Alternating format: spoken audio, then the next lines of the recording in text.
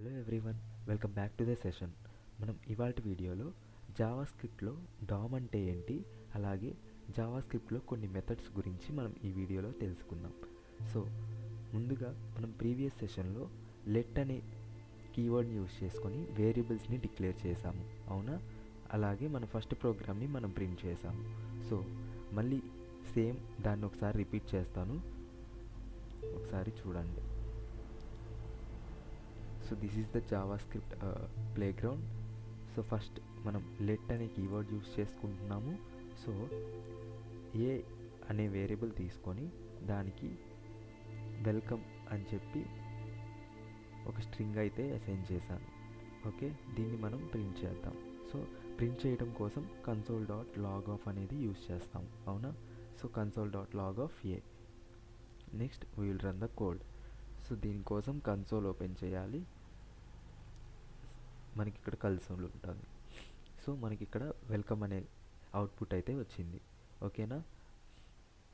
And next one వచ్చేసరికి const అనే కీవర్డ్ని కూడా మనం యూస్ చేసుకోవచ్చు. కాన్స్ట్ అంటే ఏంటంటే కాన్స్టాంట్ వేరియబుల్, కాన్స్టాంట్ అంటే ఏదైనా సరే మనం రీఅసైన్ అయితే చేయలేము. ఫర్ ఎగ్జాంపుల్ లెట్ అనేది యూస్ చేసుకున్నాము అంటే మనం దాని వాల్యూ అనేది మళ్ళీ మనం మార్చగలం, అంతే తప్పితే ఈ కాన్స్టాంట్లో వచ్చేసరికి మనం ఒకసారి అసైన్ చేసిన వాల్యూని మళ్ళీ రీఅసైన్ అయితే చేయలేము. ఓకే, సో ఇక్కడ మనం const b equal to welcome Prakash అని చెప్పి ఇస్తున్నాను, సమ్ ర్యాండమ్. సో దీన్ని కూడా ఒకసారి ప్రింట్ చేద్దాం. console.log_off b. మనకి ప్రకాష్ అని కూడా ప్రింట్ అయింది. ఓకే, అండ్ ఇప్పుడు మనం ఒకసారి ఈ రెండింటిని యాడ్ చేసి చూద్దాం. console.log_off a ప్లస్ ఒక స్పేస్ ఇస్తున్నాను, స్పేస్ ప్లస్ b.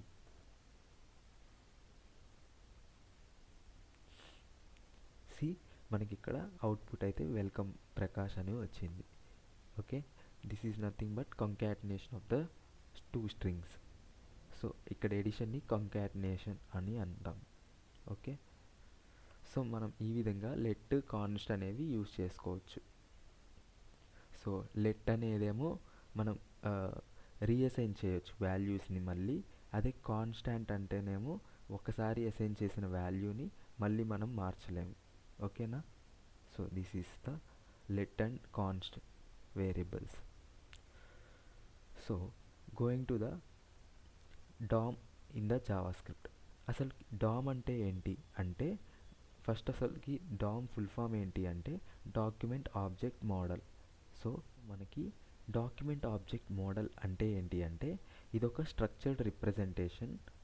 దేని రిప్రజెంటేషన్ అంటే ఒక HTML డాక్యుమెంట్ ఉంటుంది కదా మనకి, ఏదైనా సరే HTML డాక్యుమెంట్ అనేది బ్రౌజర్ అనేది క్రియేట్ చేస్తుంది. సో దాని యొక్క స్ట్రక్చర్డ్ రిప్రజెంటేషనే ఈ డాక్యుమెంట్ ఆబ్జెక్ట్ మోడల్. ఇదేం చేస్తుంది అంటే జావాస్క్రిప్ట్ని it allows JavaScript to manipulate structure and style. So మనకి ఇక్కడ జావాస్క్రిప్ట్ అనేది ఏం చేస్తుంది అంటే HTML స్ట్రక్చర్ని అలాగే వాటి యొక్క స్టైల్స్ని మనం మ్యానిపులేట్ చేయగలం. So this is the use of document object model.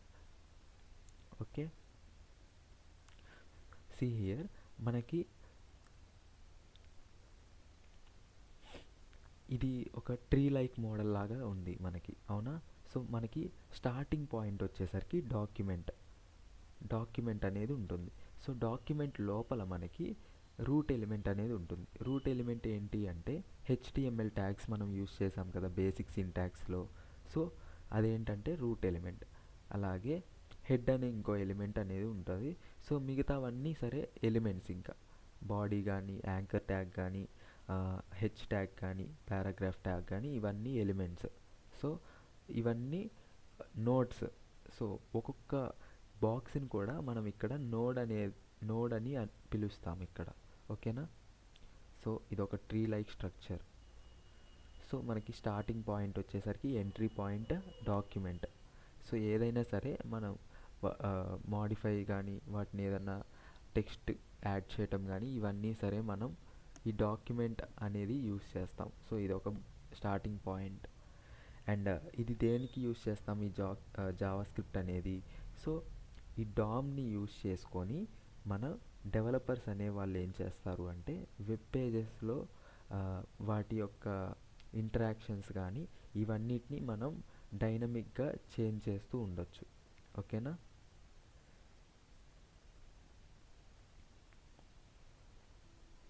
And accessing elements in the DOM. మనం డామ్లో ఎలిమెంట్స్ని ఎలా యాక్సెస్ చేస్తాము అంటే ఈ గెట్ ఎలిమెంట్ బై ఐడి అనేది యూస్ చేసుకొని మనం దాని యొక్క ఐడిని ఆ ఎలిమెంట్ని మనం ఐడెంటిఫై చేసి దాన్ని మోడిఫికేషన్స్ చేస్తాము. ఓకే, దీన్ని ఎగ్జాంపుల్ తోటి చూద్దాము. సో ఫస్ట్ హెచ్టిఎంఎల్లో మనకి ఒక కంటైనర్ ఎలిమెంట్ క్రియేట్ చేద్దాం. div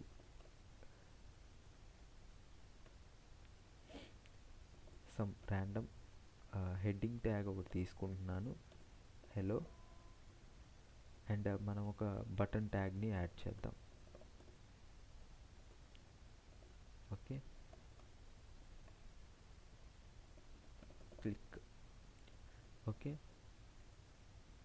సో మనకి ఇట్లా ఒక హెడ్డింగ్ బటన్ అనేది వచ్చేసింది. సో మనం దీనికి కలర్ అప్లై చేద్దాం. Class equal to h1.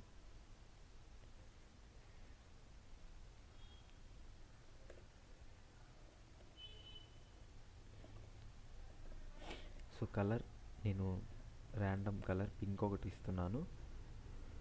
So మనకి ఈ విధంగా వచ్చింది. Let's give the blue.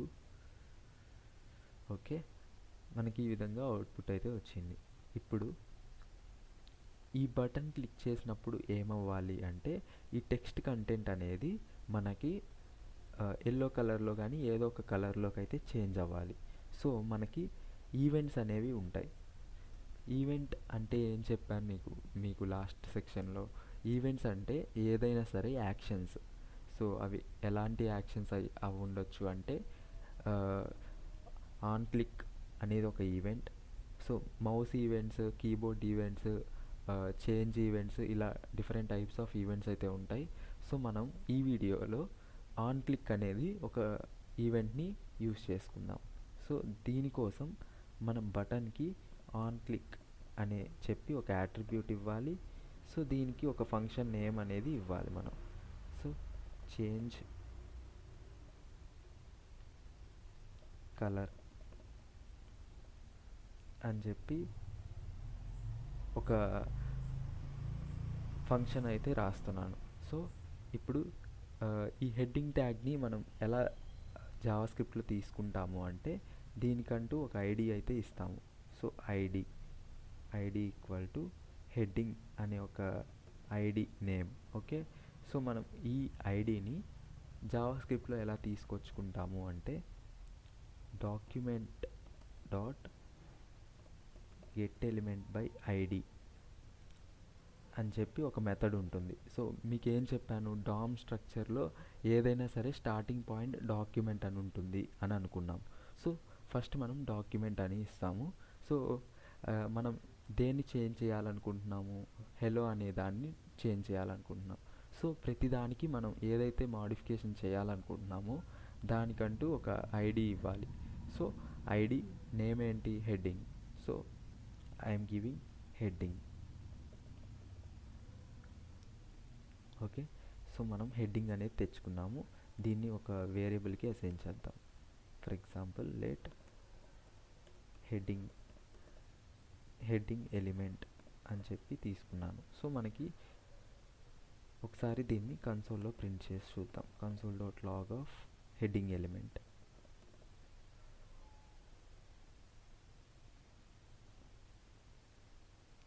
See here మనకి ఈ విధంగా హెడ్డింగ్ ట్యాగ్ని మనం తీసుకున్నాము. ఓకేనా? సో హెడ్డింగ్ అనే ఎలిమెంట్ని మనం తీసుకొచ్చాం. ఇప్పుడు మనం ఫంక్షన్ రాద్దాం. సో ఫంక్షన్ నేమ్ ఏమి ఇచ్చాము, ఫంక్షన్ చేంజ్ కలర్. ఓకే,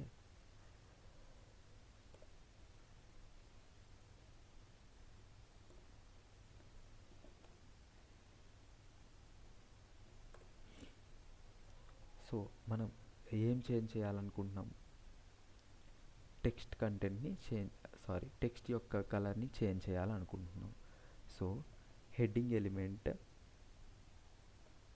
ఎలిమెంట్ని తెచ్చుకుంటున్నాను, అంటే మనం ఇక్కడ అసైన్ చేసింది ఇక్కడ తీసుకొచ్చి దానికి స్టైల్ డాట్ కలర్ ఇద్దాం. కలర్ అనేది ఇక్కడ ఉంటుంది, కలర్ అని.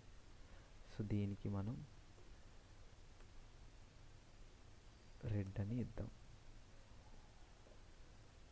ఓకే,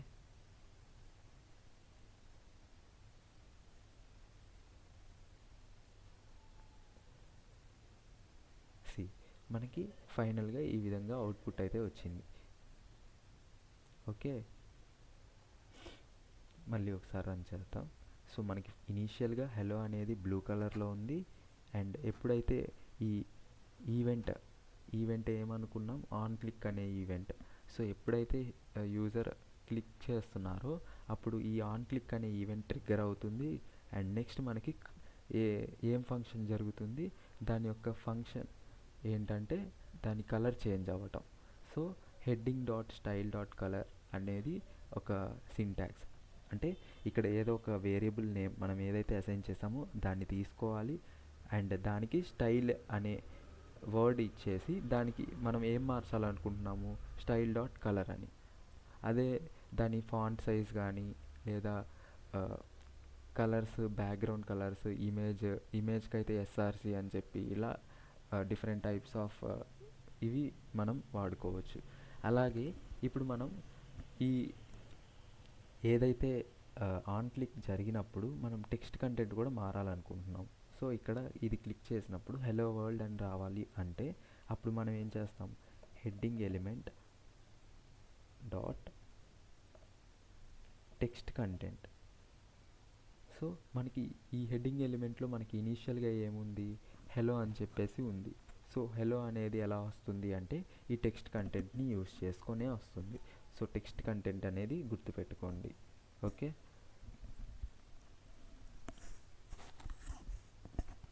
సో టెక్స్ట్ కంటెంట్ అనేది ఇచ్చి తెచ్చుకున్నాము.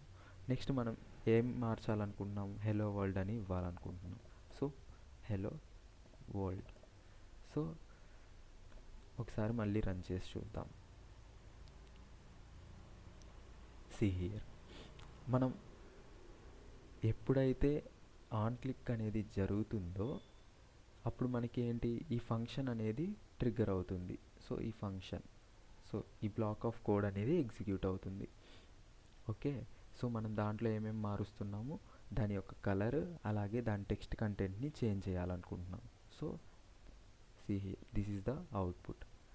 సో ఈ విధంగా మనం దానికి స్టైల్స్ అప్లై చేయొచ్చు. అదేవిధంగా దీని ఫాంట్ సైజ్ మార్చాలనుకోండి, heading element dot style dot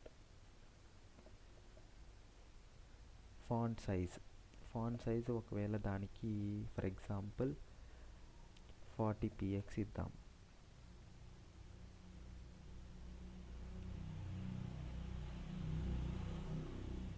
so మనకి ఈ విధంగా అవుట్పుట్ అనేది వస్తుంది. ఓకే,